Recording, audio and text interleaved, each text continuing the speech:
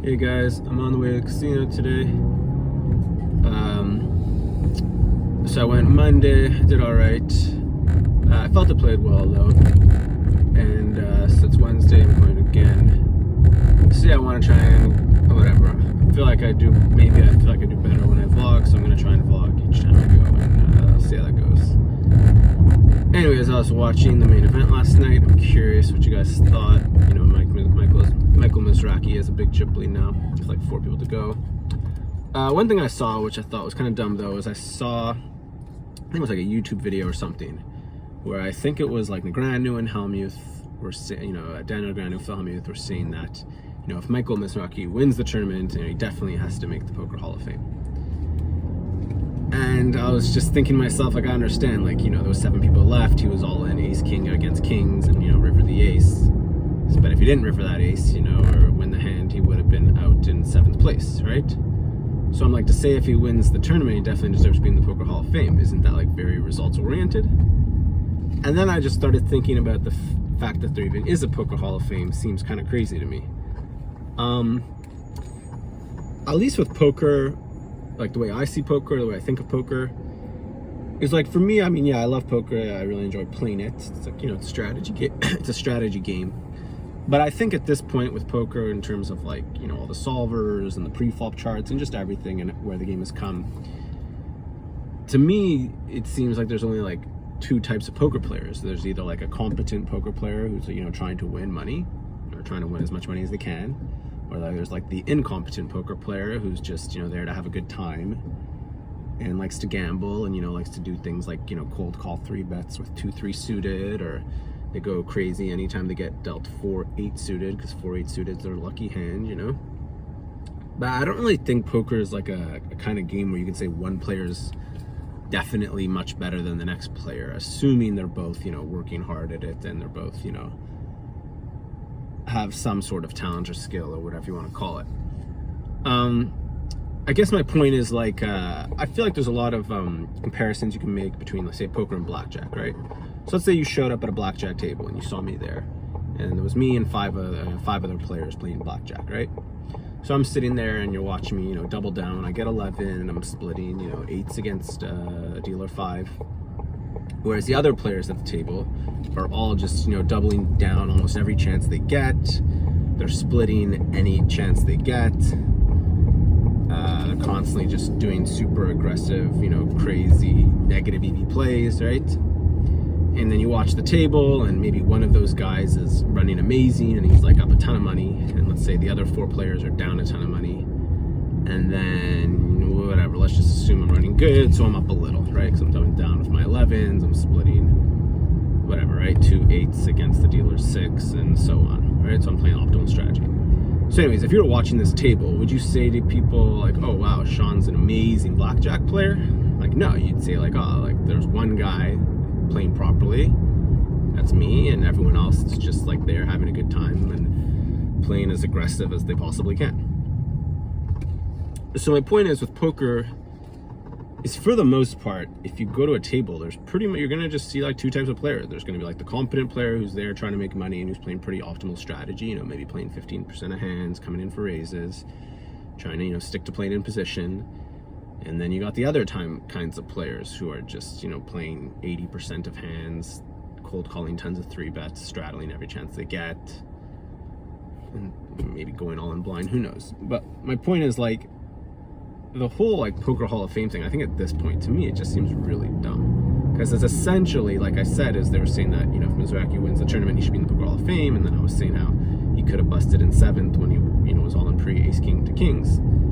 Is essentially the Poker Hall of Fame is just a Hall of Fame of who's been the luckiest, right? Because I'm sure there's tons of amazing tournament players who have never even final tabled the main, or have possibly never even cashed the main, right? Like, it's all just variance. So whatever, I mean, I love poker, and I do think the Poker Hall of Fame is like a nice idea.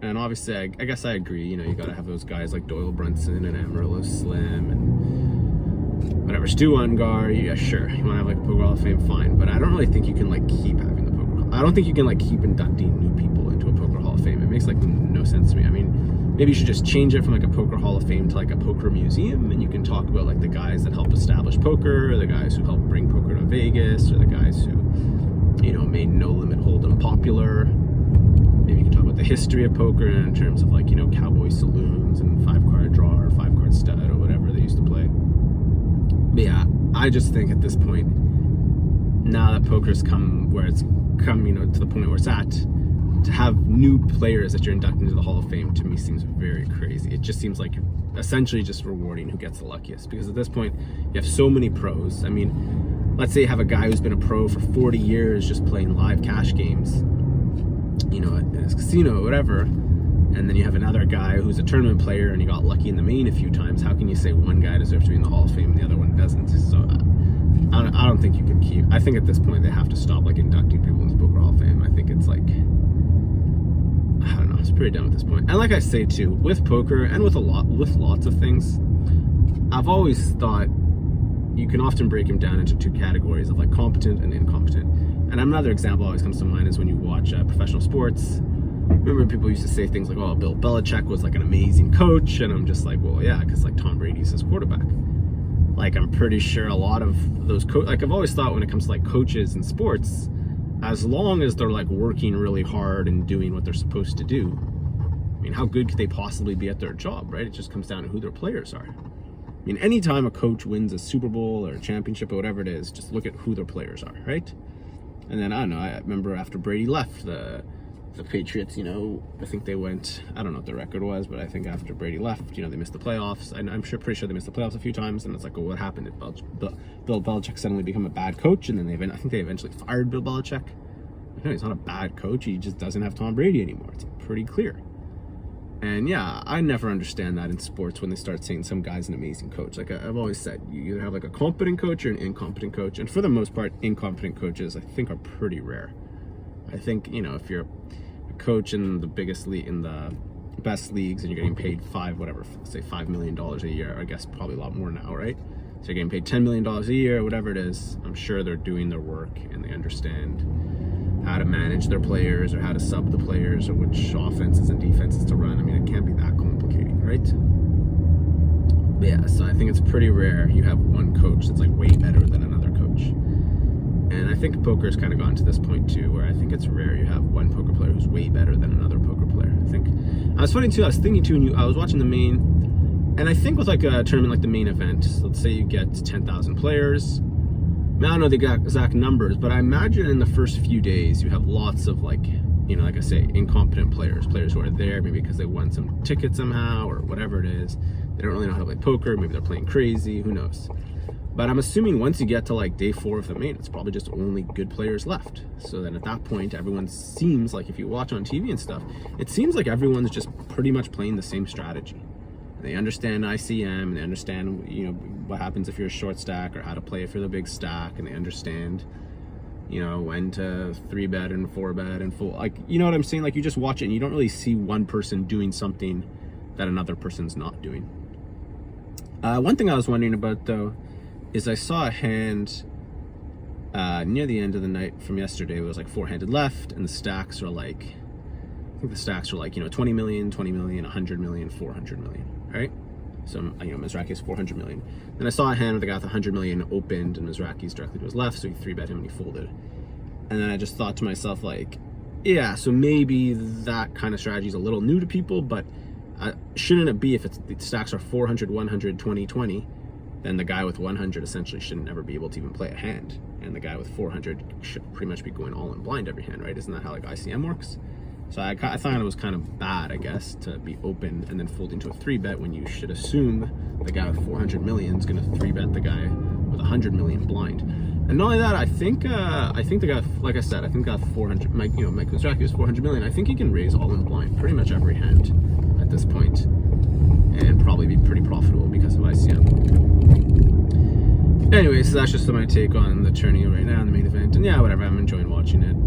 And I guess I'll watch tonight to see how it ends. I'm assuming Mizrachi wins, but one thing with a tourney like that is the longer they're 4-handed, the more it favors someone like Mizrachi, like 4-handed or 3-handed. But once they get heads up, you figure either guy has a chance, right? So if Mizrachi right now has 400 and the other guy, let's say, has 100, and there's 2 short stacks, let's say they get heads up and the stacks are, you know, 400, whatever, let's just say 420 versus 120.